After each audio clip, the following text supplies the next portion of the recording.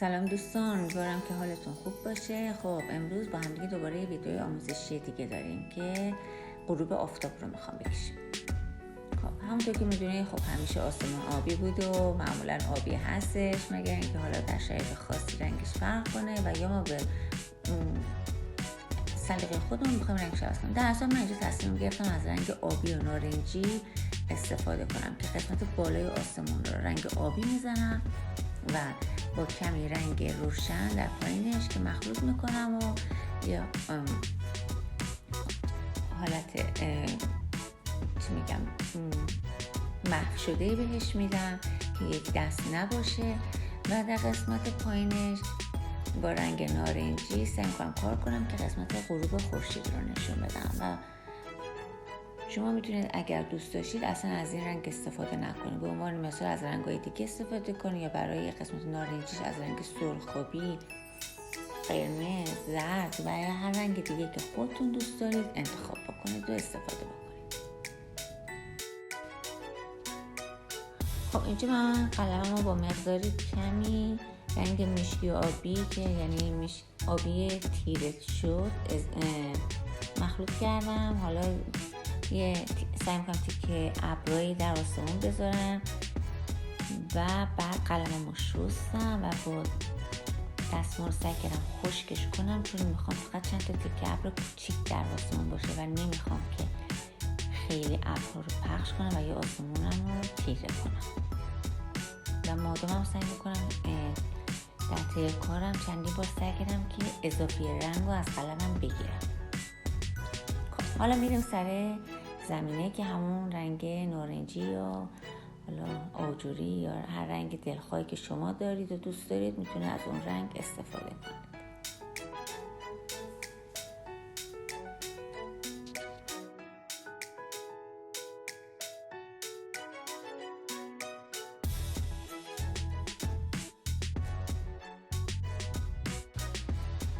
به عنوان مثال سرخابی یا صورتی یا رنگ هایی که خودتون مد نظرتون هست، هر چی که هست رو میتونید بزنید.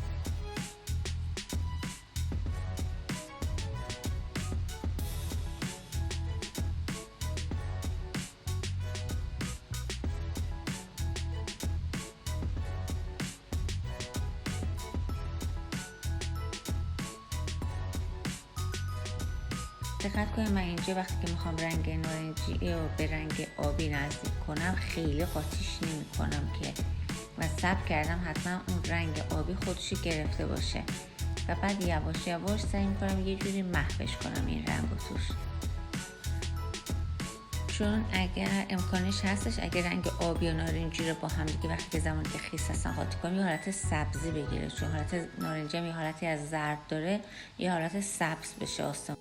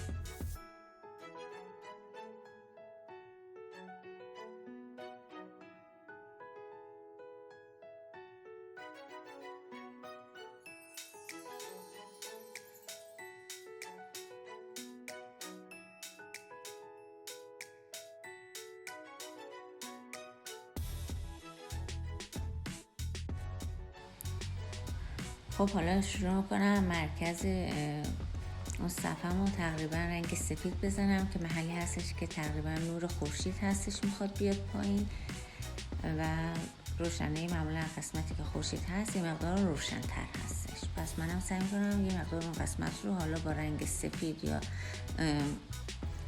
زردی که به سفید بزنه و رنگ روشن‌ترش کنم.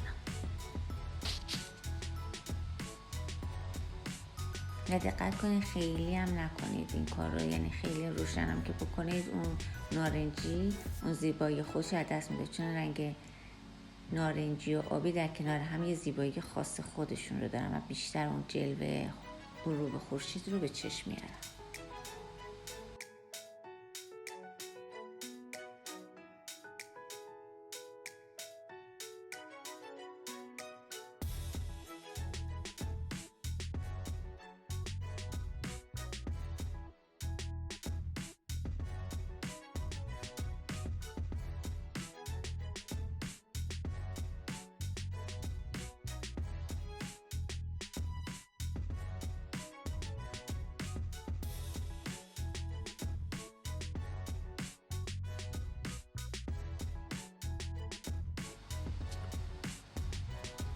خب حالا همونطور که من قلمو عوض کردم و یه از قلموی خیلی ریزتر رو کوچیک‌تر استفاده کردم که با توجه به سایز اون نقاشی من که کوچیک است از من شماره 000 استفاده کردم، یعنی یه قلموی خیلی نازک.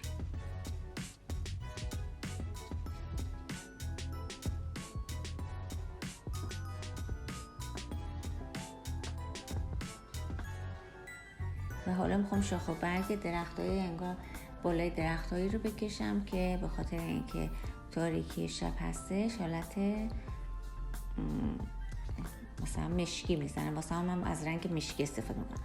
شما میتونید در همین جا حالا به جای اینکه درخت بکشید علفزار بکشید، میتونید حالت اینا دریا بکنه قسمت پایینشو و توش یه دونه قایق بذارید و به سلیقه خودتون اونجور که خودتون دوست دارید اون رو طرح بدید. اما اگر خواستید مثلا دریا بکشید باید یه چیزی حواستون باشه که باید خط افقتون مشخص بشه، یعنی مشخص بشه که دریا و کجا دریا و آسمون از هم جدا میشن و به این مسئله باید حتما دقت کنید.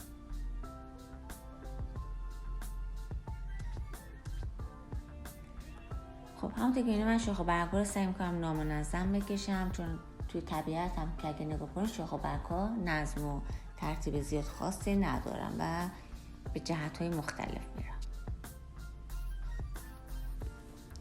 خب من بیشتر دیگه صحبتی ندارم که بکنم، شما میتونید بقیه ویدیو رو نگاه کنید و امیدوارم که ویدیویی بوده باشه که به دردتون بخوره و از آموزش‌های من استفاده لازم ببرید. خوشحال میشم که اگر دوست داشتید لایک کنید و یا سابسکرایب کنید که در ویدیوهای بعدی رو شما حتما ببینید و برای دوستانتون هم بفرستید که پشتیبانی بشن. ممنون، شما رو به خدا میسپارم. روز و روزگار بر وفق مرادتون. خدا نگهدار.